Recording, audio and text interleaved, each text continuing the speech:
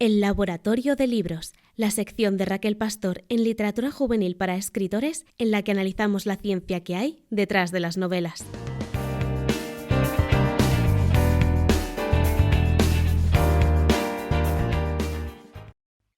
Hola, bienvenido al Laboratorio de Libros. Estaba deseando volver a ponerme la bata para analizar la ciencia de una historia. En esta ocasión intentaré hacerlo sin spoilers.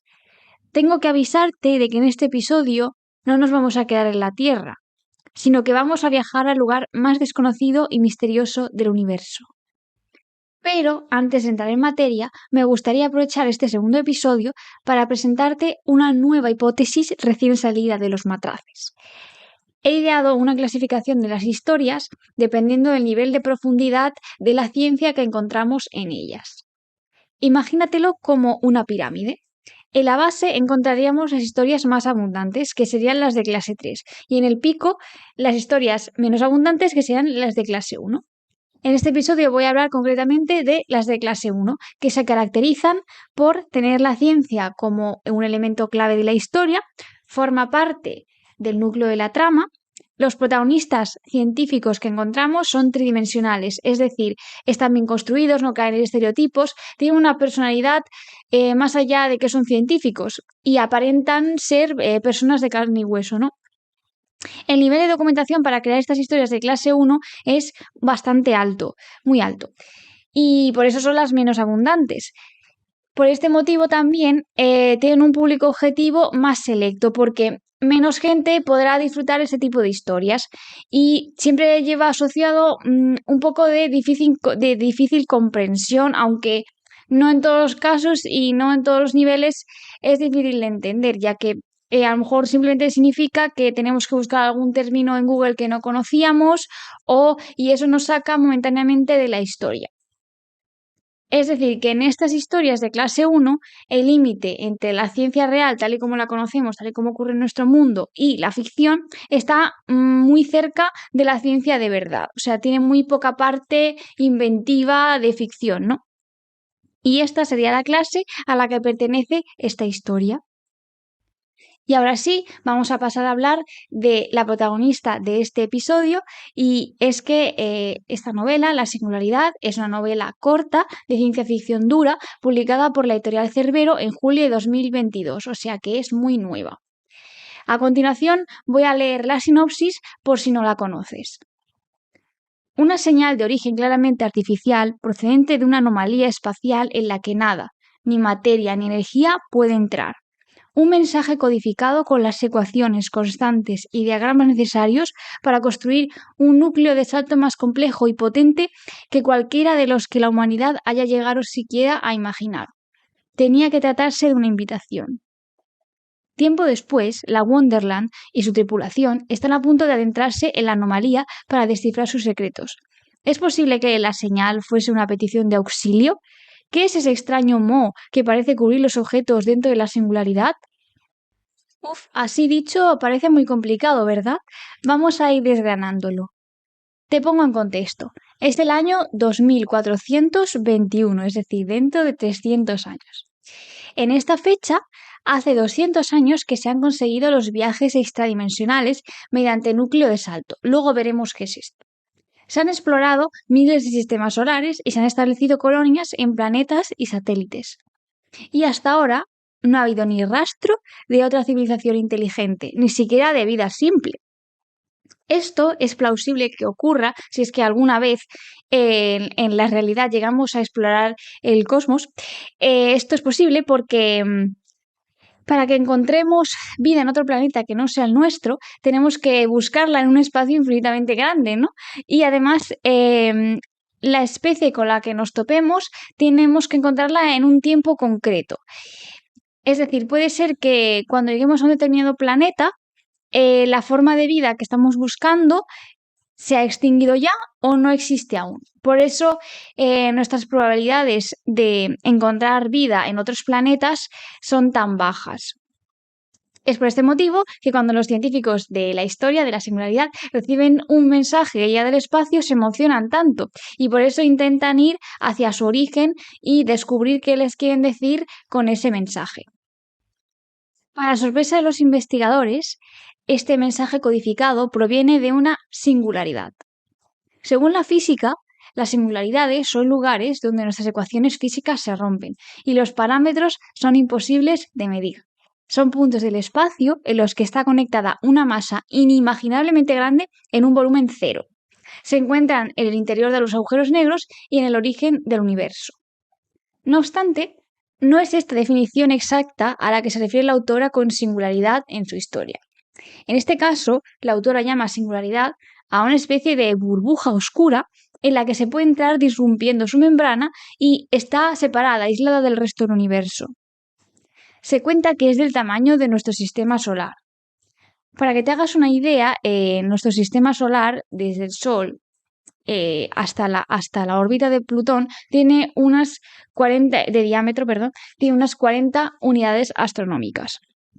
Pero el diámetro total de nuestro sistema solar, calculado por los astrofísicos, es de 1,5 por 10 elevado a 5 unidades astronómicas. Las unidades astronómicas son la distancia entre la Tierra y el Sol, por lo que en este caso no se sabe muy bien a qué tamaño se está refiriendo la autora aquí, porque no se concreta si es el clásico tamaño que ha tenido el sistema solar hasta que se ha avanzado la ciencia, o es el tamaño total que conocemos, que es inmensamente más grande que el de Sol hasta la órbita de Plutón.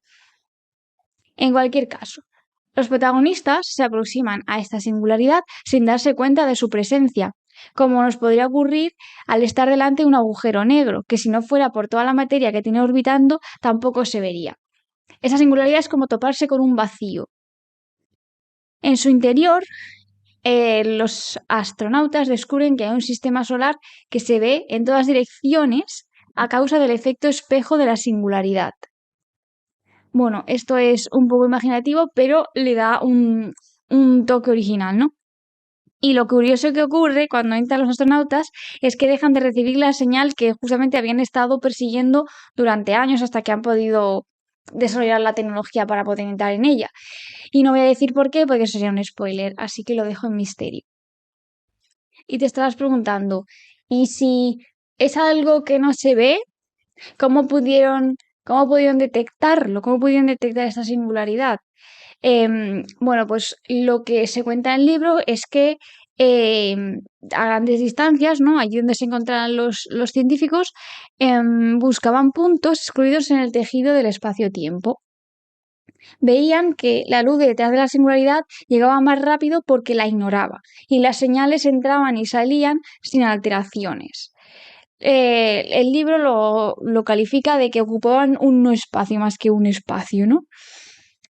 Las naves, lo que ocurría cuando intentaban atravesar la singularidad es que se veían partidas por la mitad, pero nunca dejaban de estar unidas. Y lo que ocurre es que, esta singularidad no conecta dos puntos separados del espacio, sino que es una superficie esférica y crea un espacio aislado.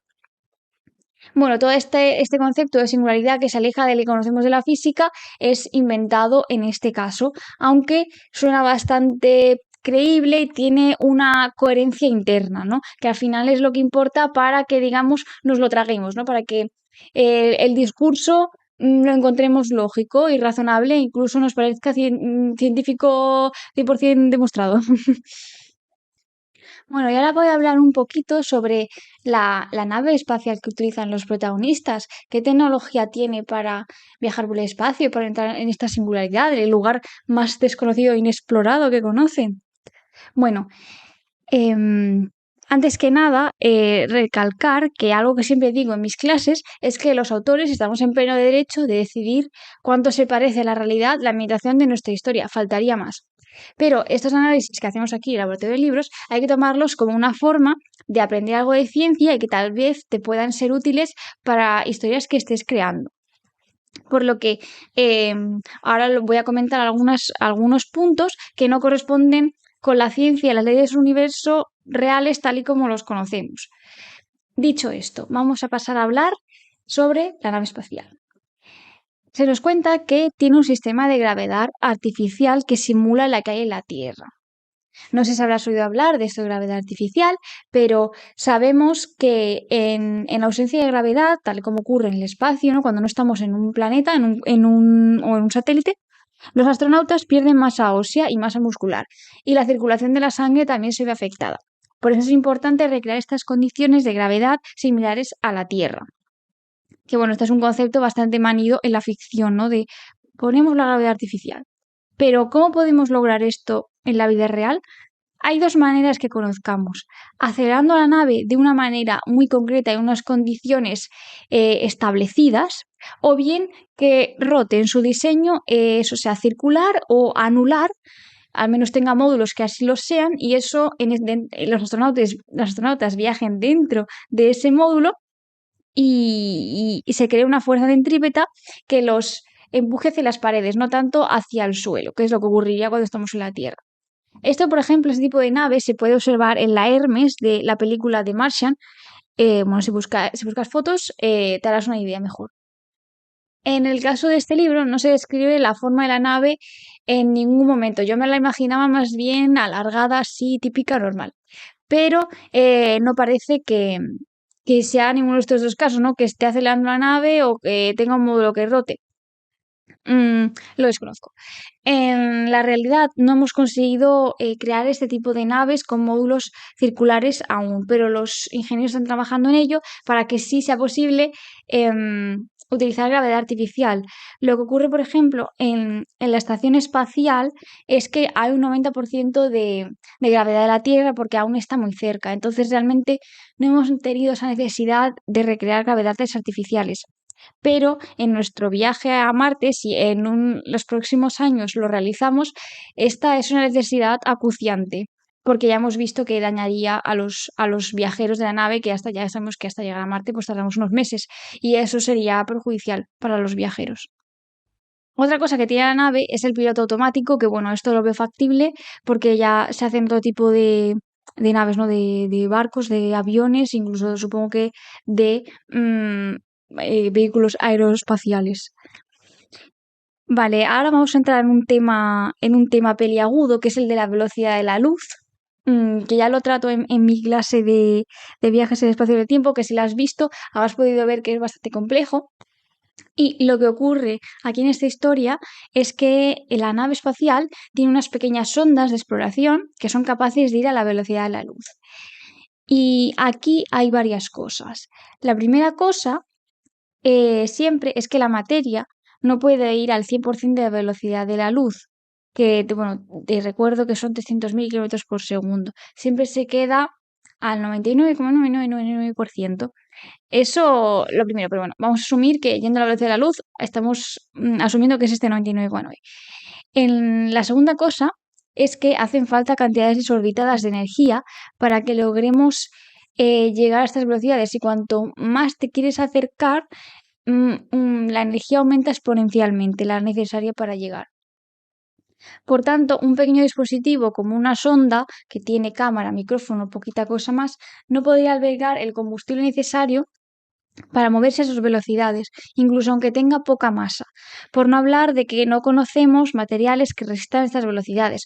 Puedo asumir que este es un paisaje futurista, pero en cualquier caso, esto es un reto que de momento no es posible. Y otra cosa es que la nave en sí puede ir a la mitad de la velocidad de la luz e incluso más, según se nos cuenta en la historia. Dice que esto lo realiza aprovechando todas las dimensiones, incluso las ocultas, para viajar por el espacio, evitando así el problema de la velocidad de la luz y del tiempo. Es lo que dice textualmente, ¿no? Con esto de los problemas de la velocidad de la luz y del tiempo, creo que se refiere a los efectos relativistas, que consisten en que cuanto más rápido vamos, nuestro tiempo pasa más lento para un observador estático, por ejemplo, en la Tierra.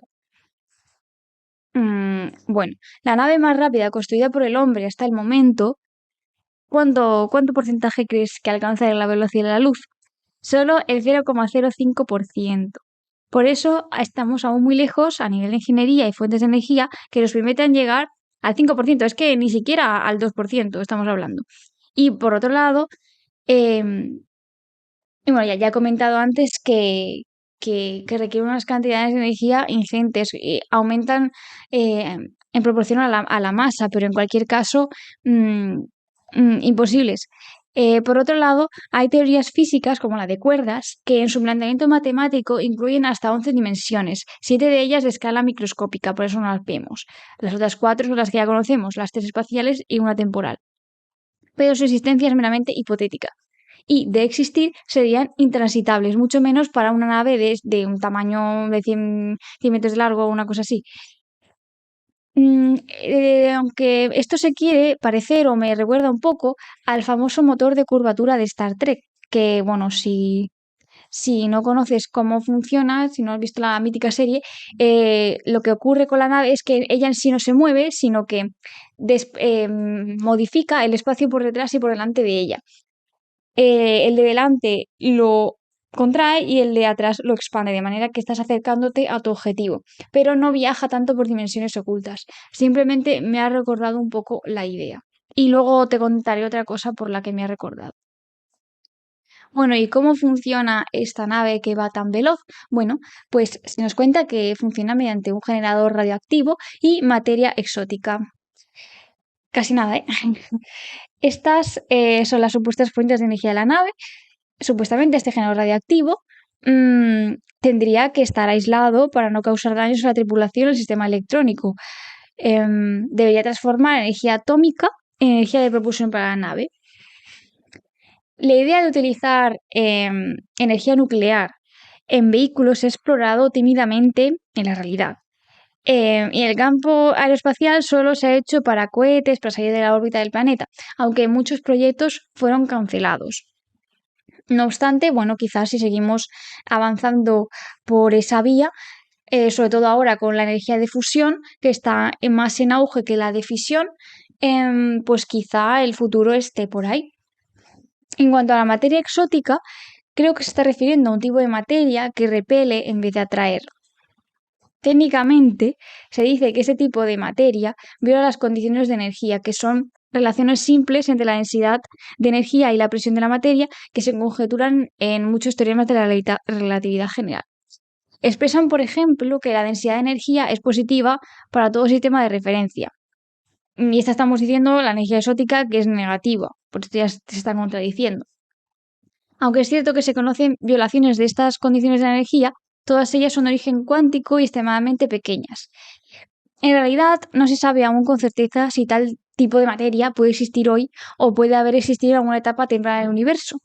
En cualquier caso, ¿por qué iba a ser una energía negativa capaz de mover una nave?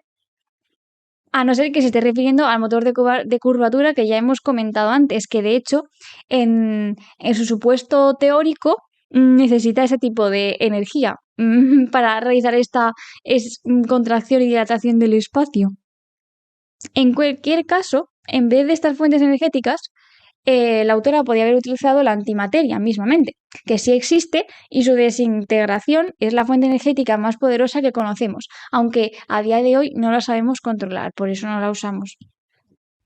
Y algo que sí veo muy factible en el futuro y que está avanzando a pasos agigantados es que la nave espacial de la historia está gobernada y monitorizada por un sistema de inteligencia artificial. Así que esto sí que lo veo no solo para, no solo para naves espaciales, sino para vehículos de todo tipo y quién sabe lo que nos depara el futuro. Y retomando lo que se ha mencionado antes en la sinopsis del núcleo de Saltor, si recuerdas, esa tecnología que precisamente es la que está emitiéndose en el mensaje que sale de la singularidad, es una tecnología inventada.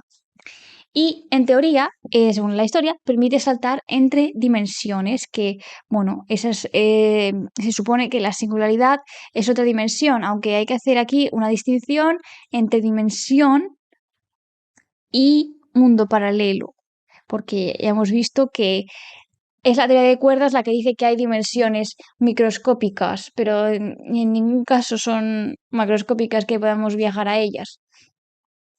Un mundo paralelo sí que sería, yo lo interpretaría más como un mundo paralelo, la singularidad, o un espacio aislado de nuestro universo, que no es un universo entero.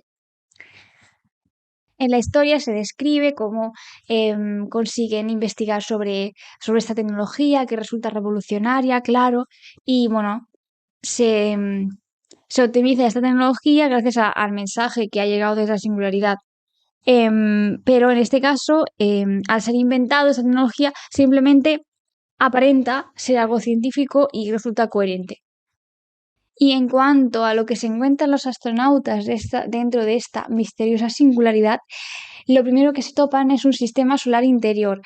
A mí la verdad es que me sorprendió bastante cuando leí que dentro había un sistema solar entero, porque me esperaba algo más pequeño, ¿no? Y bueno, se describe que la estrella alrededor de la cual orbitan los planetas que se encuentran es una estrella anaranjada de tipo K, con 3/4 partes de la masa de nuestro Sol, y su zona de habitabilidad es más pequeña pero más estable que la de nuestro Sol. Estos son descripciones acertadas de cómo se describen las estrellas en astrofísica, y en astrobiología además se habla de esta zona de habitabilidad, que como ya he comentado en alguna de mis clases, que es la región del espacio en un sistema solar en el que la vida es más plausible según los parámetros que nosotros hemos establecido. Y bueno, en cuanto a qué está orbitando alrededor de este Sol, encuentran 2 planetas gaseosos de color verde azulado, que esto puede deberse a los gases de los que están compuestos, y tienen 2 o 3 planetas rocosos en las órbitas interiores. Aquí se nos cuenta que desde donde están los protagonistas con su nave hasta llegar a la órbita de los planetas gaseosos, que son los más exteriores, van a tardar horas en llegar, yendo a la mitad de la velocidad de la luz, como os he comentado antes, que la nave puede ir a estas velocidades. Por eso entiendo la necesidad de la autora de que sus naves se muevan tan rápido, porque necesita que la acción dure muy poco tiempo. Ya hemos dicho que simplemente para ir desde la Tierra hasta Marte a las velocidades a las que vamos tardamos meses. Entonces la historia se alargaría mucho. Mm, bueno, y están buscando vida en los entornos rocosos, a los planetas rocosos y los satélites de los gaseosos, que sí que ciertamente son los que tienen más probabilidades de albergar vida, porque los planetas gaseosos es bastante complicado. Bueno, en cuanto a este misterioso mo que se encuentran los astronautas en este sistema solar, dentro de esta singularidad, que está emitiendo un mensaje misterioso, no quiero destripar mucho qué es este mo porque es, digamos, la clave de la historia, pero es una costra bulbosa y aterciopelada que se desplaza y puede hacer mover cadáveres y naves. En la nave de los astronautas tienen un espectrómetro de masas que detecta que es un ser orgánico. Este instrumento es capaz de analizar la composición molecular de una muestra, por lo que por el tipo de moléculas encontradas permite distinguir que son las esperadas para un organismo vivo, no para una piedra, por ejemplo. Esto sí que es así, es plausible. Los astronautas observan que este moho se alimenta de las naves, es decir, de componentes electrónicos, inorgánicos, y también de lo orgánico, es decir, de humanos y de cualquier cosa que esté viva. Da bastante miedo. Se comenta en la historia algo parecido, algo llamado la hipótesis biológica universal de Lynn-Margulis, que, bueno, que en la nave afirman los astronautas, la astrobióloga de la nave, que esta hipótesis, o sea, este moho que han encontrado, respalda esta hipótesis de que la base química de la vida, surja donde surja, tiende a converger en las mismas moléculas elementales. Bueno, he de decir que Lynn Margulis era una bióloga muy destacada del siglo pasado, y sí que tiene teorías sobre la evolución de la vida, pero esta en concreto no me consta y no la he encontrado. Quizás sea un invento, pero lo que ella descubrió fue, pero te digo, suena plausible, y de hecho es una persona real, o sea que si no lo busco a conciencia quizá no me doy cuenta. Realmente lo que esta científica hipotetizó es que algunos orgánulos de nuestras células eran inicialmente bacterias que nadaban por ahí libres, pero pasaron a formar parte de células más grandes como las que nos forman ahora mismo, ¿no? Y las vegetales también. Pero esta en concreto, esta hipótesis de la vida, sí que es cierto que es una idea que se tiene en astrobiología de que, bueno, quizá la vida siempre tiene los mismos bloques, aunque también hay otras variantes. Por ejemplo, el árbol de la vida basado en el silicio en vez de en el carbono. Es decir, sí, se están buscando aminoácidos en el espacio, en los satélites y moléculas orgánicas precursoras de la vida, pero la vida no tiene por qué componerse de las mismas moléculas, sea donde sea. Ya te digo, pero es hipotetizar, porque realmente aún no hemos descubierto ninguna otra forma de vida que no seamos nosotros, o sea, en la que nos encontramos en nuestro planeta, vamos. Y algo que da bastante miedo es que, bueno, cuando regresan los astronautas de la nave con esta muestra, claro, tienen que desinfectarse y desinfectar las superficies y tal, y emplean un nivel de desinfección 5 que bueno, para dar más miedo no funciona. Pero bueno, esto ya son cosas de historia. En nuestra realidad tenemos varios niveles de desinfección de superficies y ambientes que se llaman alto, bajo y medio, pero esto de por números no me suena. Asumo que este nivel 5 al que se refiere la autora se asemejaría a un nivel alto en la realidad. Por ejemplo, para este nivel alto lo que se emplean son aldehídos, peróxido de hidrógeno o ácido peracético para limpiar superficies. Aunque la incineración, eso también es súper efectivo en la realidad y bueno, también eso forma parte del protocolo para desinfectar muestras biológicas. Y bueno, lo que se nos cuenta de este Moya, lo último que voy a contar, que bueno, me ha parecido muy interesante comentarlo, es que adopta estrategias adaptativas a velocidades vertiginosas. Bueno, no sé si sabrás, pero los seres vivos que conocemos en la Tierra evolucionamos muy lentamente. Tardamos siglos, miles de años, millones de años en hacer pequeñas evoluciones, pequeños pasitos hacia adelante en la evolución. Bueno, a veces son pasitos hacia atrás. Y lo que ocurre con este modo es todo lo contrario, que en unos minutos ha evolucionado de manera súper ventajosa para él.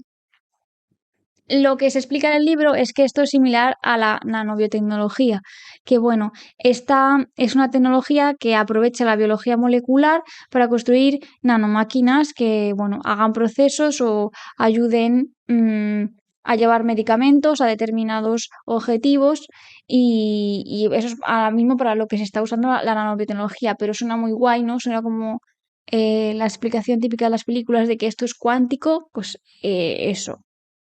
Y bueno, una frase muy interesante que dice la astrobióloga de la nave es que no hay que asumir que la vida extraterrestre se parece a la nuestra, y en eso estoy de acuerdo, porque ya hemos comentado que nosotros podemos tener nuestras teorías, podemos estudiarlo dentro de lo que la ciencia nos permite, las observaciones, pero hay una gran parte desconocida, que bueno, la realidad a veces, muchas veces supera la ficción, ¿no? Se dice. Y como dato curioso y morboso, voy a añadir, se comenta en el libro que si alguien muere en el espacio, en una nave que ha sido destruida, o en un traje que ha sido despresurizado, el astronauta estaba por ahí haciéndose un paseo espacial y se le ha roto el traje, lo que le ocurre es que se hincha por las bacterias intestinales, ¿no? Al morir. Aunque en realidad, más que por las bacterias, resulta ser así por la ausencia de presión que altera el comportamiento habitual de nuestros fluidos corporales. Pero no te preocupes porque el sufrimiento del astronauta duraría poco. En 10 segundos perdería la consciencia y no se enteraría de nada más. Y sobre los personajes me gustaría comentar brevemente que la protagonista es la comandante de la nave y algo curioso es que no conocemos su aspecto ni su edad de manera inmediata. Lo que se puede decir de ella es que tiene dudas de la misión y está asustada por ella y por su tripulación, pero no se echa atrás y los lidera de una forma muy valiente. La verdad es que me ha gustado mucho este personaje. Me ha parecido tridimensional y muy humano. Por eso creo que está bien construido. Y el resto de la tripulación está compuesta por una astrobióloga, ingenieros y una piloto. Lo que me gusta de ellos es que por lo general no caen en los estereotipos de científicos, a pesar de que es un libro, ya te digo, muy cortito y apenas hay tiempo de desarrollarlos. Por eso tiene más mérito aún. Y bueno, cosas curiosas que comenta la astrobióloga que me han gustado es que se habla, por ejemplo, de que los astronautas, claro, para vivir en estas naves espaciales han desarrollado organismos genéticamente modificados por ejemplo, bacterias supernutritivas para poder alimentarse de ellas y obtener todos los nutrientes necesarios, bacterias que utilizan como biocombustible, bacterias fotosintéticas para generar oxígeno. Eso me ha parecido bastante plausible y bastante guay para aplicaciones. No tiene por qué ser en una nave espacial, aquí en la Tierra mismamente en pocos años. Bueno, y ahora ha llegado el momento que todos esperábamos. Mentira, era el que esperaba yo. Es este juego que hago yo de intentar adivinar si el autor que ha escrito X libros, o sea, por ejemplo, este libro en este caso, es científico o no. ¿Qué te apuestas en este caso? ¿Crees que este tipo de historia solo la podría escribir un científico? Bueno, según me dice la base de datos, Sara Sacristán Horcajada ha estudiado Geología y Teoría de la Literatura en la Universidad Complutense de Madrid y es profesora del Instituto de Biología y Geología. Ha ganado múltiples premios literarios y con Cerbero ha publicado esta novela corta y otra llamada El jardín de infancia. Así que en esta ocasión también nos encontramos ante una científica. Pero no hay que desanimarse. Bueno, y parece que el analizador de historias tiene ya los resultados para este libro. Esta historia, a pesar de ser cortita, la encuentro muy original y está bien ideada. Se nota que se ha cuidado cada detalle, cada frase. Debido a que es de clase 1, como ya hemos comentado, puede resultar algo difícil de entender y de seguir el hilo, pero si te gusta la ciencia ficción, la disfrutarás seguro. Se trata de una historia cíclica, es decir, que el principio y el final están conectados y esto está muy ligado a ciertas cosas de la historia. Este tipo de historias cíclicas las encontramos, por ejemplo, en la serie alemana Dark y en la novela Spin Nulo, por lo que ese tipo de historias se benefician de una segunda lectura. Por eso te animo a leer La Singularidad y a descubrir a su autora, que ojalá nos escuche y pueda darnos su visión. Desde aquí, mi enhorabuena por este pedazo de historia. Y este experimento ha llegado a su fin.